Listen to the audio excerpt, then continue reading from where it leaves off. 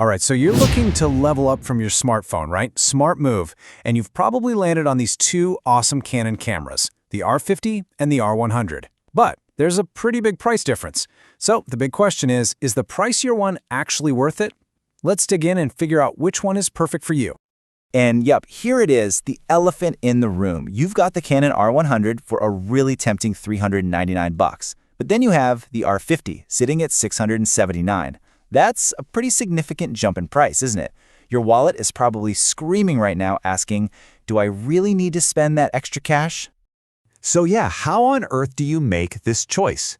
Does more expensive just automatically mean better? Not always. So in this little breakdown, we're going to give you a super simple way to figure out the perfect answer for you.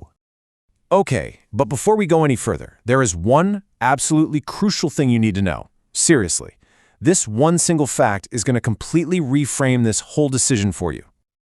All right, you ready for this? Here it is. These two cameras, they produce identical quality images. No, seriously, I'm going to say that one more time because it's everything. The final photo you get is exactly the same. So, right off the bat, this is not a question of which camera takes a better picture. They don't. So you're probably wondering, how is that even possible? Well, it's simple, really. They share the exact same heart, the same 24-megapixel APS-C sensor. That means you get all the good stuff from both. Incredible detail, awesome performance when the lights get low, and that gorgeous blurry background. You know, the one your phone dreams about. The bottom line, on pure image quality, it's a tie. You literally can't make a bad choice here. And knowing that, well, it frees us up to ask the real question, right? If the pictures look the same, what in the world are you paying that extra $280 for with the R50? Let's break down exactly where that money goes. All right, let's get into the nitty-gritty. With the R50, you're getting a fully articulating touchscreen, the one that flips out and spins around. It's a massive deal for getting creative shots. The autofocus is also way smarter, using AI to lock onto animals and even cars. Oh, and it's fast, like more than twice as fast. For video, it'll basically record forever. The R100, on the other hand, it's a bit more old school. You get a fixed screen, a more basic autofocus, and it'll stop recording video after 30 minutes, period. So that $280 difference, that's a 70% price jump from the R100. 70%. So look, the question isn't just, are the R50's features better? Because yeah, they are. The real question is, are they 70% better for you? For the specific stuff you want to shoot? And that brings us to, honestly, the most important part of this whole thing. Let's call it the user profile test. I'm just going to ask a few really simple questions, and your answers will point you directly to the right camera. It's all about matching the features to what you actually do. First question, and this one's a biggie. Are you planning on vlogging?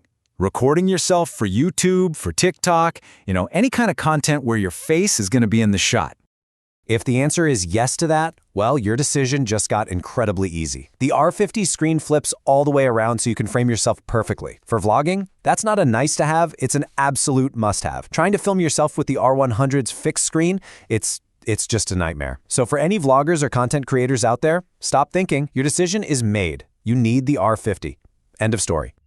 Okay, on to the next one. Let's talk subjects. Is your main target a dog that won't sit still, a lightning-fast cat, or maybe you're into shooting birds in your backyard? Basically, do you love taking pictures of animals? This is where that fancy autofocus really shines. The R50 has AI that is literally smart enough to find an animal's eye and just stick to it. It is a complete game changer. You'll go from a folder full of frustrating blurry shots to getting that perfect sharp photo almost every time.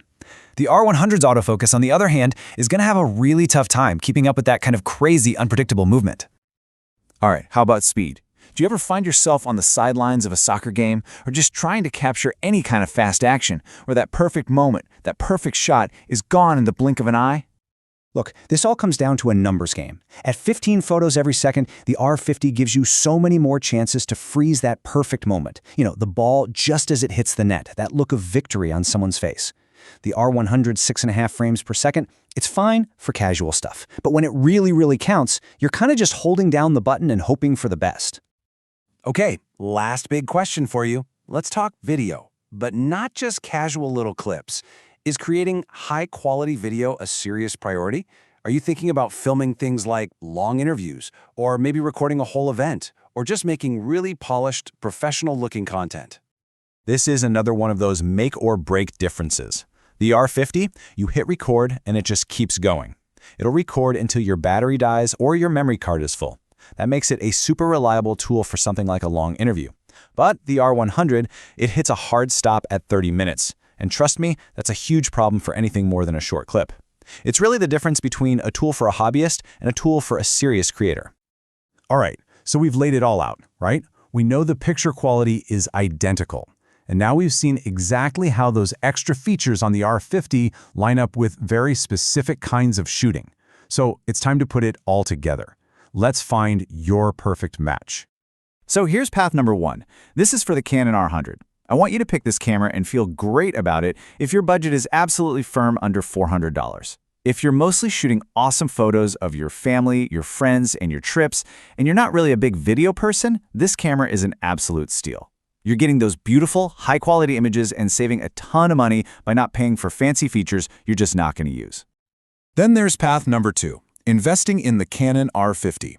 This is your camera if any of those questions we asked hit home. If you're a content creator, if you shoot pets or sports, or, and this is a big one, if you're just really excited about photography and you want a camera that's going to grow with you, not one you're going to grow out of in 6 months. The R50 isn't just a better camera, it's a better investment in your skills. So at the end of the day, there really isn't a better camera here. There's only the camera that's better for you. They're just built for two totally different people. So just be honest with yourself about what you're actually going to shoot, respect your budget, and you'll make the right call. Because look, the most important thing is never the gear you own, it's the stories you're going to tell with it. So choose wisely, get out there and shoot a ton, and most of all, enjoy the journey.